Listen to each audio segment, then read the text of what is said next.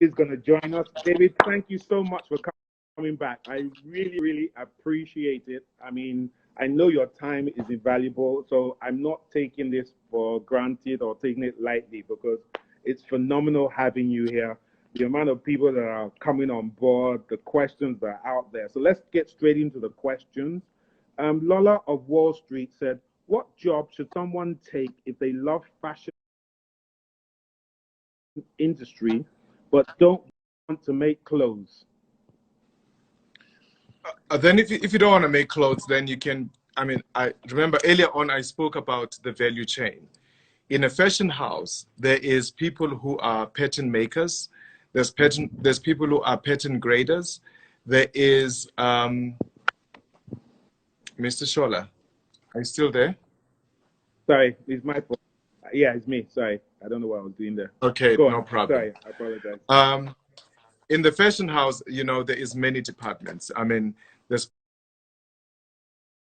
pattern making, there's pattern grading, there's fabric buyers, there's trims buyers, there's people who actually do many other attributes. You can be in the administration of the fashion house, or you can do fashion writing, you can do fashion PR, but you need to write and do PR about what you know and what you understand. That's very, very important.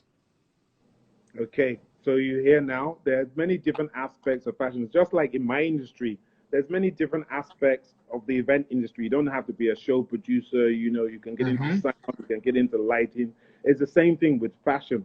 Find what you like and get involved in it. Um, Yasa said, what kind of fashion brand do you think will survive post-COVID pandemic?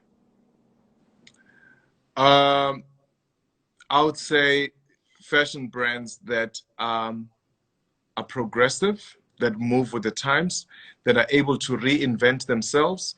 And those brands are the ones that are currently working during the COVID-19 and thinking, how are we going to continue doing business? Because post-COVID, it's not going to be business as usual. So each and every brand needs to be putting their thinking cap and understanding how are we going to communicate, how are we going to sell, how are we going to run our businesses as fashion industries. And if you were just a fly-by-night, according to what we were talking about earlier, clearly you're not going to survive. So, David, explain to me, what do you mean by it's not going to be business as usual? What do you foresee is going to change? Why will it not be business as usual? Yes, there might be a gap where things are shut down, but once they get a vaccine, is it not going to just return to how it was before? It's not. One, as human beings, and especially people who are well informed, we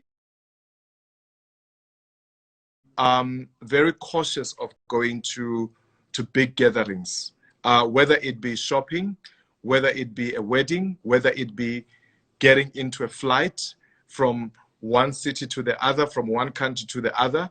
It's not going to be, okay, everything is open,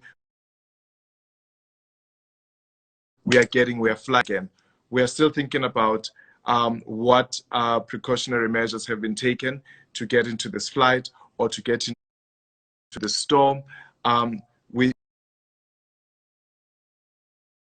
we are very conscious of our health more than anything else. It's more like going back to the 1940s during the war, the World War. People were all about safety. They're all about making sure that they don't buy fashion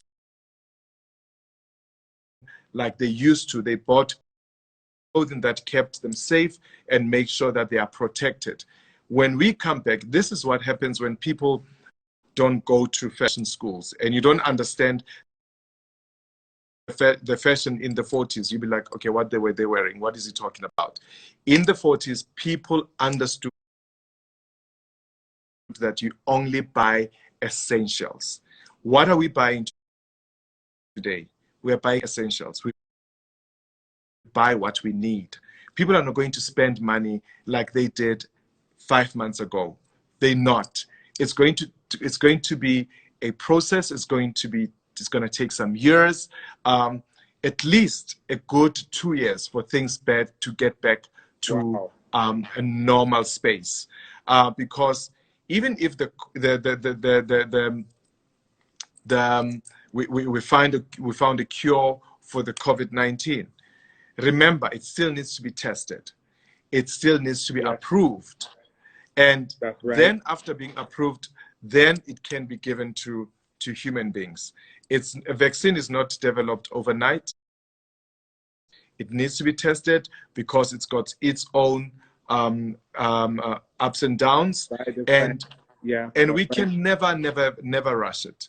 And so weddings are not going to be the same. I'm going to tell you about a simple example. In South Africa right now, when there's a funeral and there's a burial, they have put down strict rules.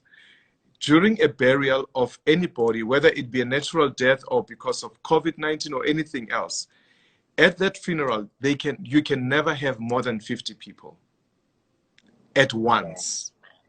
And there are many other rules and regulations. You know how we, as a Black nation, we like going to the bereaved and to go give our condolences and everything. Those things are not allowed. If you go there, you must go 10, 15 people for 15 minutes and you're out. This whole thing of congregating for days and days and days and hours before the funeral or hours after post the funeral is not allowed. It's controlled by police. Everything is so conditioned, and people's mentalities right now are so conditioned around COVID-19.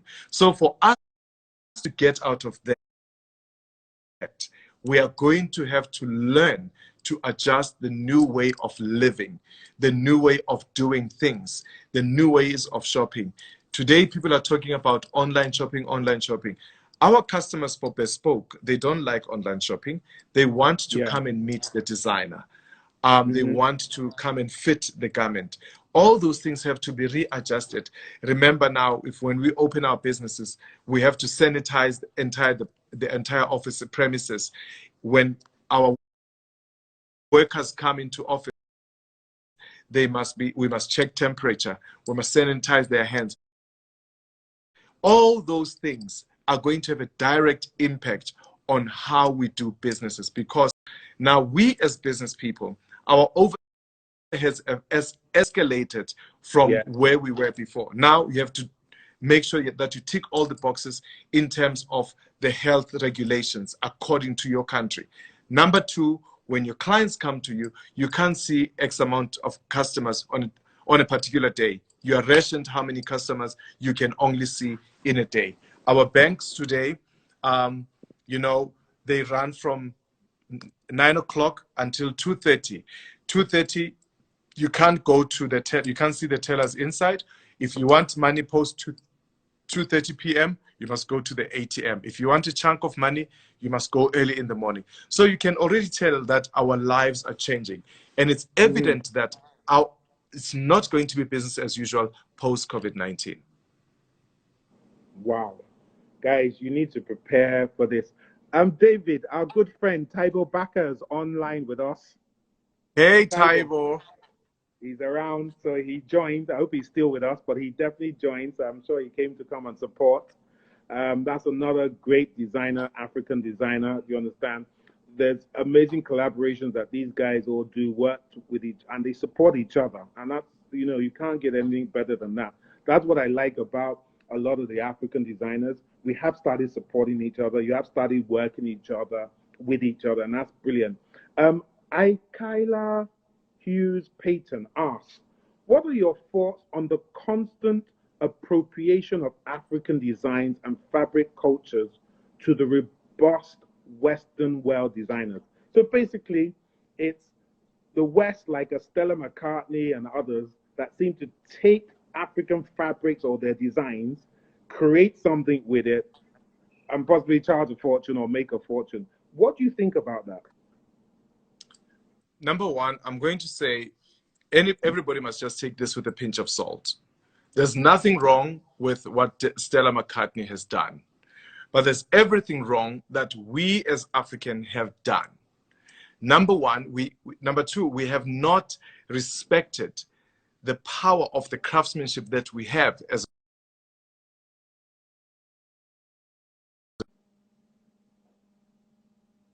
make garments with excellence. We did not give customers excellent products. It don't matter who says what. Even the likes of Dior coming to take African prints with the wax and everything. Great, it's an inspiration. But question is, what are we doing as Africans to revolutionize our fabrics, our heritage, and everything that we have? We wait for the West or even the Chinese to come and take it, and then we start having an opinion. But forgetting that we are not doing the work. We are not doing the right thing. We did not make the wax fabrics fashionable. Mm-hmm. We did not. We tried to take it to the West. We tried to take it to America and everything else. But you look at the craftsmanship. You look at a wax jacket that is made by Dior and a wax jacket that is made in Africa. Chalk and cheese. Because I know this because I've seen it. You see a Dior jacket, they use the wax fabrics inside and outside. That's why they're able to push that price point. That the tailoring is amazing. Everything is on point. Question is, what are we doing as Africans to make sure that we are on the forefront of the industry? We can never shoot anyone down. Yes, it's exorbitant prices and everything else, but if we took pride in our prints, in our workmanship, we could have been able to push those price points, and we would not be able to say, Stella McCartney, you stole our heritage and everything else. This is what we do as Africans. We wait for someone to do something, and then we start reacting and having an opinion and wanting to shoot them down. After shooting them down, what did we do? How many designers did take up the opportunity to say, you know what, we're going to take Ankara and make it global and sell it at a good price point, and making sure that we as an industry in Africa can be respected. But David, isn't that a little bit, no disrespect, but isn't it a little bit simplistic when you say that what have we done? When you look at what it takes to get into the Western market, a lot of our people, because like I do a lot of shows and people say, are there going to be buyers? Are there going to be buyers? And I look at them and say, even if there were buyers, you cannot meet the demands of a buyer. So why you shout to me, you want to buy it? Because you know what it is. If you have to produce 50 outfits and there's just one stitch that is out, they can reject the entire order. They can cancel the whole thing. Yes, and there's no compensation. So people are saying that. So is it not an issue that we don't actually have access to their markets? We don't have the buying power to make it very popular. So it takes a Stella McCartney, it takes a Dior that already have an established market to make that fabric famous or popular. Yeah. So I understand and respect what you're saying. But remember when we started our conversations earlier, is that number one, the fashion industry in the continent, we are still trying to understand the business of fashion.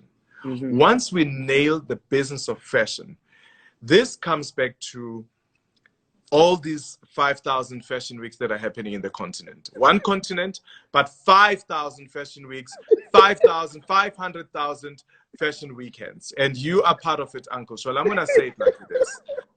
Now, the industry is being fragmented by people that have the money. Now, everybody feels like, oh, I want to do something. Let me start Fashion Week. Invite designers, bring them on, and showcase. After showcasing, what are you doing? Why do we showcase in these platforms? How many buyers are invited? How many potential buyers are invited? What are the business opportunities that are being created in these fashion weeks in Africa? I'm going to talk about South Africa only. In South Africa, we've got South African Fashion Week, we've got African Fashion International. There was something like Bloemfontein Fashion Week. Someone tried to do Gauteng Fashion Week. I'm like, why? Why are you starting a fashion week? who is this industry that you are trying to impress or even try to actually even service? All right, fine. We then get to a point of saying we understand this is Africa, this is how we do things, but it's going to take some of us, as me and you talking on this platform, to say, guys, let's change the game, because these designers keep flying in Africa from Uganda, Nigeria, Ghana, South Africa, but where are they selling? And who are they selling to? Keep showcasing, showcasing, showcasing, showcasing. And then what? You are tired. Sometimes you are even broke because you have to pay your own flight, or you have to pay your own accommodation, or you have to come up with a collection. After this collection is created, what happens to it? Nothing. You've showcased. Yes, they've seen your collection. Yay, David, showmanship, beautiful. Where did he sell? Nothing. So we need to get back to the basics of understanding the business of fashion and start taking this industry seriously. That's why we spoke about having to regulate not only designers, but also the people that are saying we are having a fashion week. You have a fashion week for what? How many buyers are you inviting to come there, to come and spot the talent? We can also, because some of us, our brands were launched at Fashion Week, and we blossomed at Fashion Week. And we bought into the culture of saying, yes, Fashion Week is the right thing to do. If you ask yourself, why do established designers don't care anymore about any Fashion Week? Because we saw that it's not profitable. It's not a lucrative exercise for us, because we keep showcasing, we keep creating these new collections, and then who buys it? I'd rather do this collection and have 20 of my clients in my country who I showcase to on a small scale, and then they buy, and I know that for a good 3 months I've got orders and I'm servicing them, than trying to run from each fashion week and come back and there is no profitability. I don't have an order book filled. I don't have nothing. I am just tired. I'm broke. I'm exhausted. I have nothing. So we have to make sure that we redraw. And if a designer comes to a fashion week or a fashion weekend, questions must be asked, or these things must be addressed. We are having buyers, potential buyers. It's not guaranteed that they will buy. Remember, buyers buy what they love and what they think is great for their businesses. So I'm saying designers, when they're being invited, they must be given, the only carrot should be saying, we have potential buyers from Neiman Marcus, from Saks or Bergdorf or Net-a-Porter or whoever. There should be some buyers coming to sit on that front row. And instead of having bloggers and influencers on front rows, that's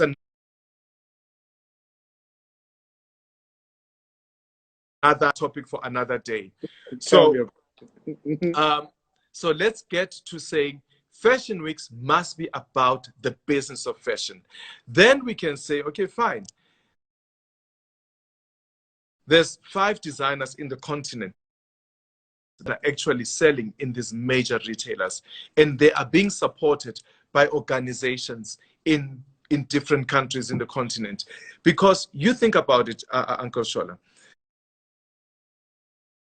every season, every year, there's an organization that is hosting Fashion Week, Fashion Weekend. Do you want to tell me, with those millions of dollars that have been spent, couldn't have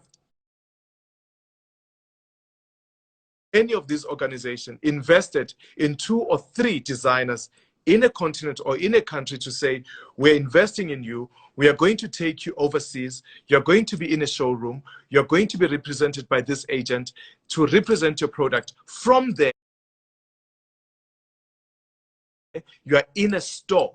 Yes, you're showcasing it our platform, but the benefits of being in this platform, it's A, B, C, and D. We are investing in you more than just flying you in and out. We are wanting to see your growth, and we want to see your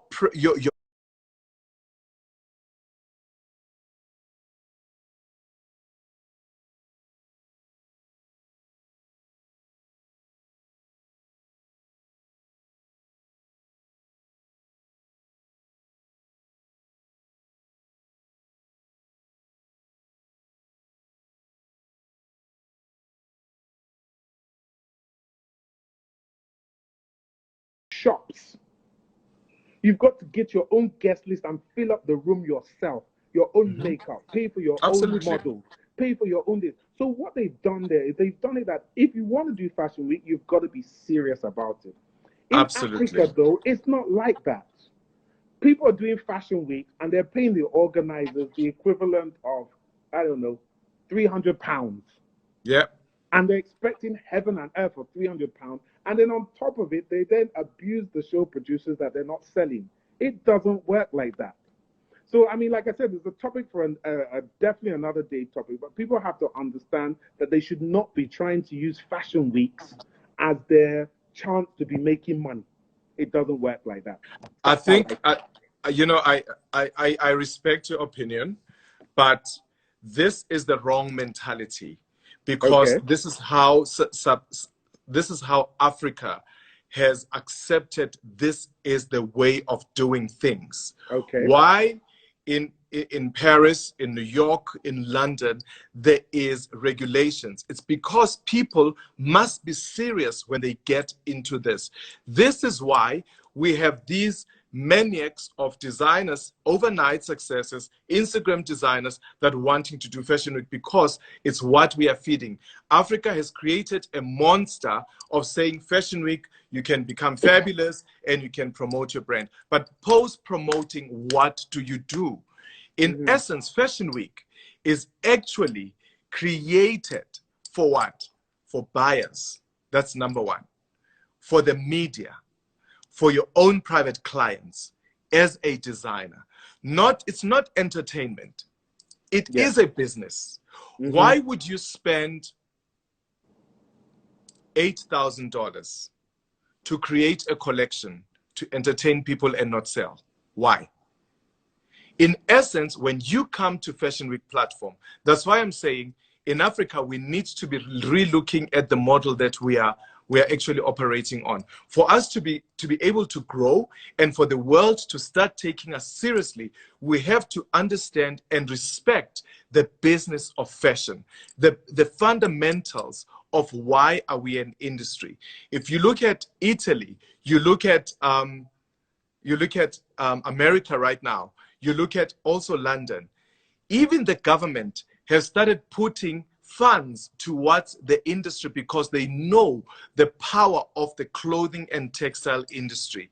The attraction, whether it be tourist attraction, whether it be anything, because we as well as Africans, who are the most people that are flying out of Africa to go to London, to go to Paris, to go to Italy, to go to America, to buy these high-end brands? We are the ones. Why are we not fixing our systems? Our systems from the ground are flawed. Our customers are not respecting us as brands because of what we have taught them and what we have accepted, that this is how fashion in Africa is being run. You just said yourself, there is no mass production that is happening in Africa in big quantities. Yes, it maybe in Nigeria, but in South Africa, we used to be a thriving manufacturing country. If I tell you that in the 80s, there's a company that I used to work for, House of Monatic. I worked for it in the mid-90s. They used to manufacture for YSL and export for YSL.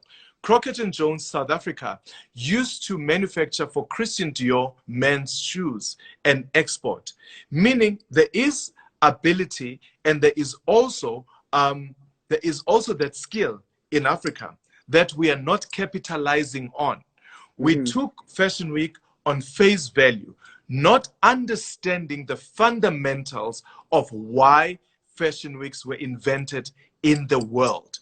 You look at the journey of Chanel right now, Chanel right now on their timeline, how Coco Chanel started dressing celebrities, and then from there showing buyers, and then from there working with media, and then ultimately when they became, like a brand, they call a few stores to sit. How Fashion Week actually, this is how it started. Design houses used to even host fashion shows in their own ateliers to call buyers media. And now the industry started becoming bigger than anything else. What happened? Someone saw an opportunity, like, you know what? Let's come up with Fashion Week, where all these people can come out of their ateliers and showcase to a bigger space, a bigger audience, and everything else. So we need to get back to that, Uncle Shola. Creating a collection, you don't create it to entertain people. You create a collection to sell. That's a fundamental of it. True. Very good point. You don't create a collection to go and look fabulous and be great. You create a collection to sell. And Fashion Week needs to promote that. In Africa, that's where we need to start again and fix our system. Our system are flaws. Our systems are not helping us to grow. Even the mentality that we've engraved in people's minds to say, oh, I want to be famous, let me go to Fashion Week. Wrong. That's why we have these all wannabes sitting, wanting and fighting to sit in front row. The people that are supposed to be deserving a front row seat at a fashion show, it's buyers, proper media, and also what people that are actually your personal customers. Yes. If you look at how Dolce & Gabbana, Louis Vuitton, and everybody else, they fly out their high-end customers from all over the world to sit in that front row because they know how much they're making from those people. Yeah, that's right. Well, I do think that things will change. I mean, I hope so. Conversations like this are useful. We need to keep having this conversation. We need to keep pushing things. And I think this is the sort of thing where possibly a show production person like myself or Reese or yourself need to sit down with some of these fashion weeks and get them to understand what they're talking about. One of the fashion weeks that you and I have worked on, they've been, I don't want to just mention them, but we all know who they are. People have been having that conversation with them, and they've been continuously trying to change what they do. And what they've been trying to do, change their message, is by bringing in more masterclass people. So they're saying, yes, we can't really change it because of what we do as our overall profession. Yeah. We're not in the business of fashion. We're trying to do something. But they're then trying to say, let's bring in the experts. Let people learn from them. Let's bring in some of the top designers like yourself and Tybo and other people that have been there. I saw Marco Lewis from head of MAC. He's on here as well. You know, bringing these kind of people, the top of the top, so that people can see them, meet with them, see what they can do. Because like you do, you're right in what you're saying, David. There's a lot of fashion shows out there. I mean, I go to all of them. The good, the bad, and the ugly. The good, the bad, and the ugly, and the nasty. Don't forget the nasty. Seriously. We know. We've seen them all. Seriously. And I think, why? What are you doing this for?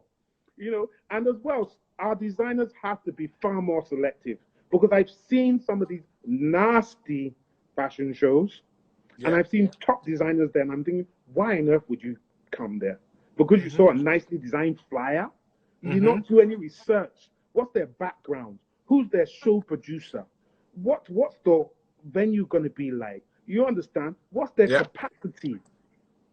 Have they done it before? And then you just pack up and go and get yourself there. And sometimes designers have to understand that some shows can actually be bad for your PR.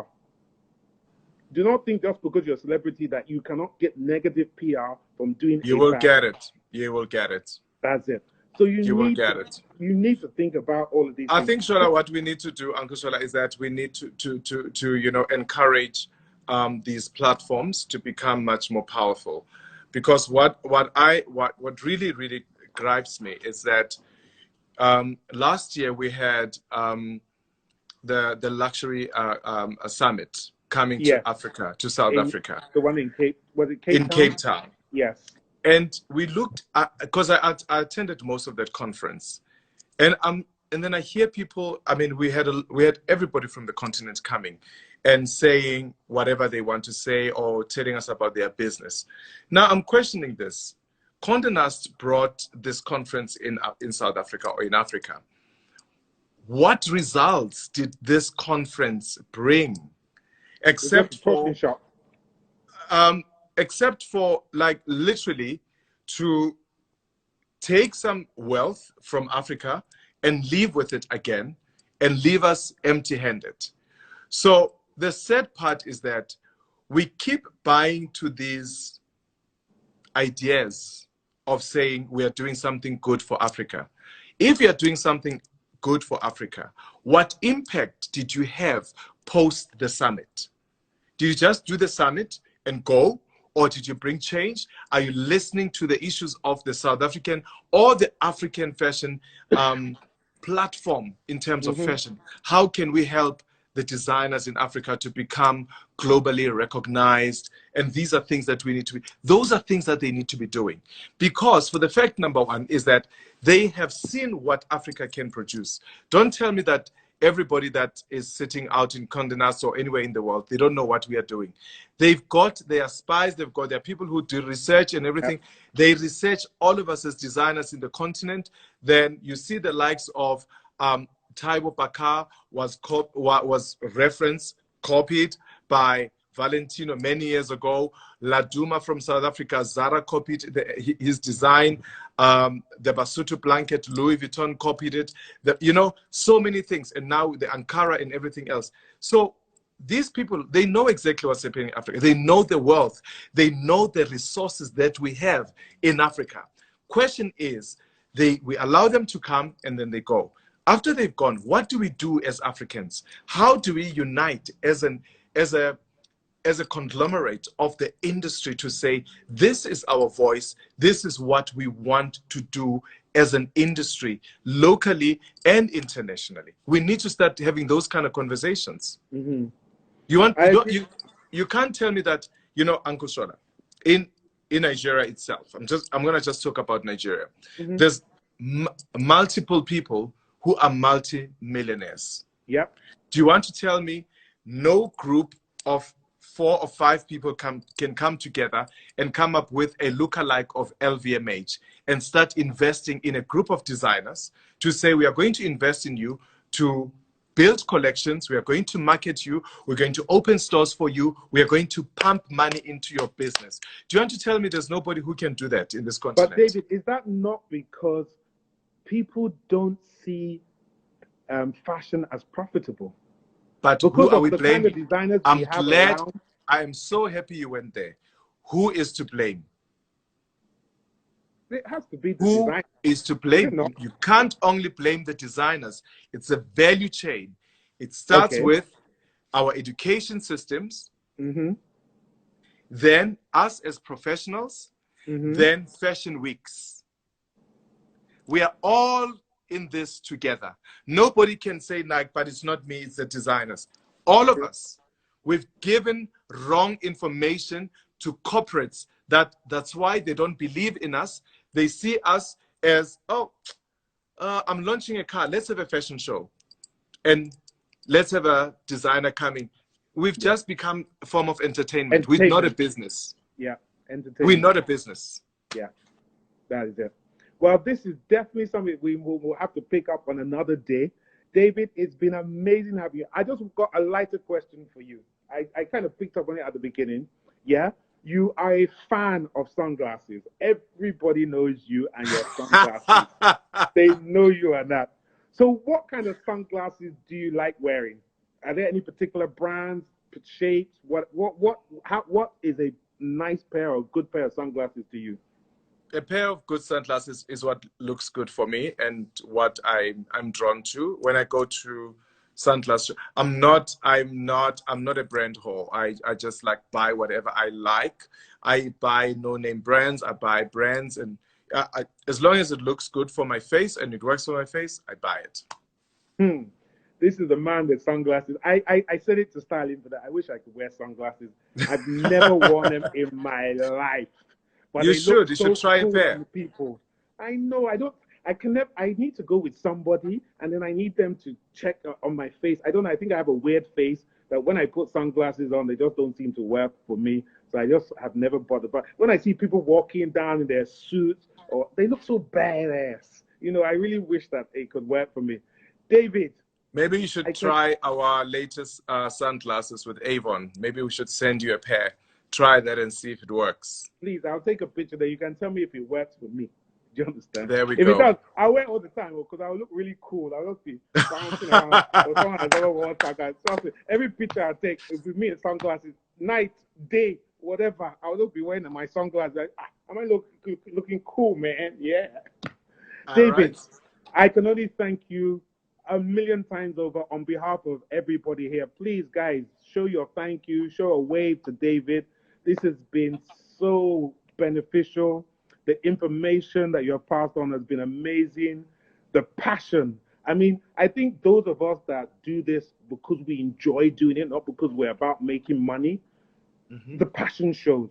I keep telling people that if you find something you're passionate about, you will make money. If you chase money first, Absolutely. you will struggle to make money. You might be lucky, you might do a one-off hit, but you will struggle to make money. David, thank you so Absolutely. much. You've given us Thank extra you. time. I really appreciate it. This is David Tlale, all the way from South Africa. We've had a number of celebrities here. I can't name all of them. I'm sure when you watch it later, you'll see the likes of Tabo, Marco, Aisha from Ghana. There's been people from the Gambia, like Francis from the Gambia, people from the UK, America.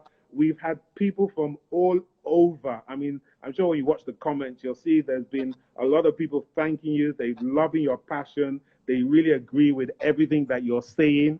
Um, I'm not having any more debates with you because you put me into trouble. Everybody's agreeing with you, and I don't like that. They're not agreeing with me. Not good. They Not are good. agreeing with you. You know what? These things that I'm saying, you are evoking them, so we are all speaking the same We're speaking language. the same thing. Yeah, we are. Absolutely. We are. There is no doubt about it. You know how it works, David. You know how it works. I know, I know. So, David, thank you so much. We really appreciate you. We'll see you again very soon. I know we'll be doing something together. We always meet up Yes, one way or the other. Be absolutely. successful in what you're doing. Please stay safe. You know, COVID-19 hasn't gone away completely yet. Stay safe. We're looking to your amazing next collection because we know, as always, I mean, what you brought to guys, I'm not sure how many of you saw what David did when he came to Fashion Connect Africa. His collection was mad. In fact, I was scratching my head. I was trying to do his choreography. Instead of me to concentrate on my choreography, I was looking at his clothes. In the end, I just said, David, please, what do you want to do? It was just madness. You understand? So this is a guy that you can learn from. Absolutely phenomenal. So, David, I'm just going to round up now. Thank you for coming on board. We really appreciate you, and we'll talk to you soon. Thank you. Thank you for having me. Thank you, Fashion Finance Africa. And thank you to the friends. I see some of my colleagues here have joined in. It's like really, really fantastic. And the one thing that I would like to say is that let it not be just the COVID-19 opportunity. Post-COVID-19, let's come up with these summits. Let's come up with these conferences where as African fashion industry or the entire industry, I mean, we have the likes of Marco Louise being here, where people come talk about the challenges about African makeup. We talk about challenges that we have in African fashion, and we start solving our own problem. We have to stand up as a continent, start solving these issues, and we have to get to a point where we unite as a continent. We unite as African designers, and then we have an African voice that when the world looks at us, I am so grateful right now on the time that we are at, because everybody that has been buying garments outside their country are actually stifled, because right now you have to start looking at local manufacturing, how you can be able to support local designers, whether you're a retailer or a boutique or whatever it is. We have to start engaging with one another. When we stand together as a continent, when we stand together as a unity, as an industry, the world will start taking us seriously. And what Reese said on this platform, he says, we must take these conversations on larger platforms.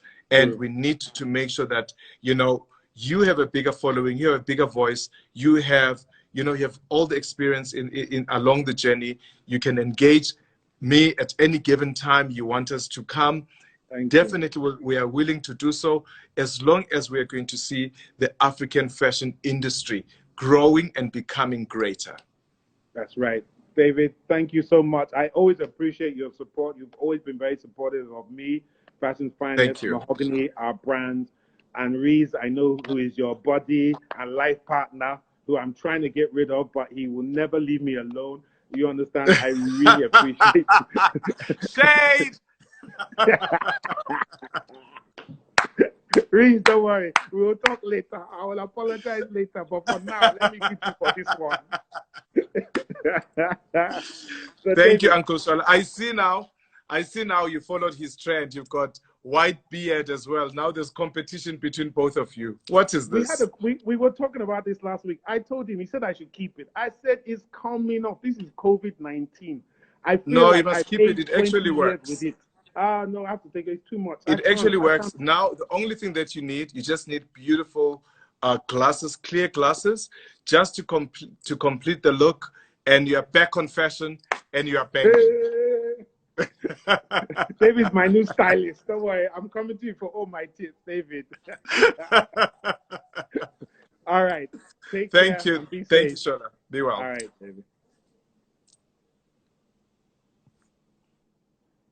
Hi, everybody. I'm hoping that you have found this evening informative.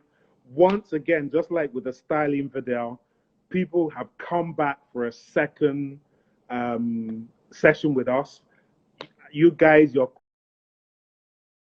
questions, I do apologize that we could not answer all your questions because, you know, David, when he was talking, he was being informative. He was giving you more. So some of your questions were actually overlapping because he was actually answering them. Guys, we're going to be posting this on YouTube, so you can be able to watch this over and over again. You can take notes. What you saw here was not just a normal Instagram live. This was a masterclass. You had a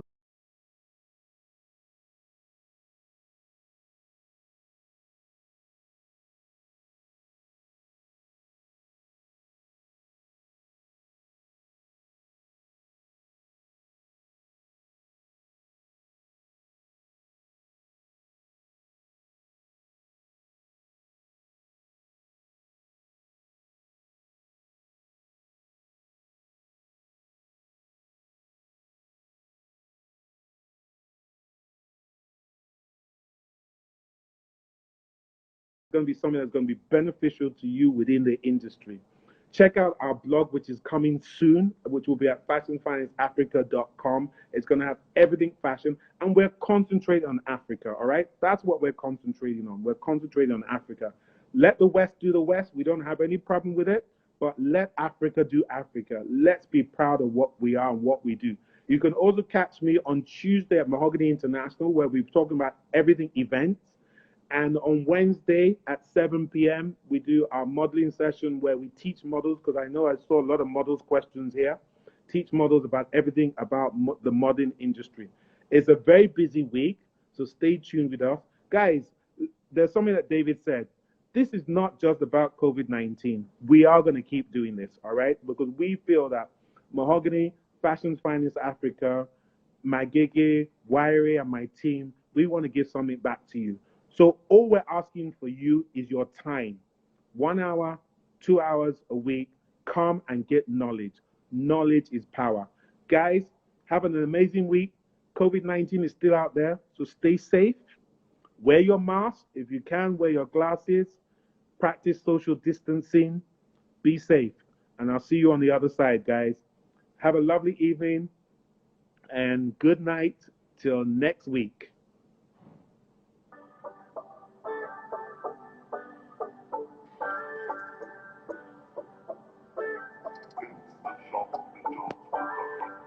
I really wanna tell you what I do. Really want to say.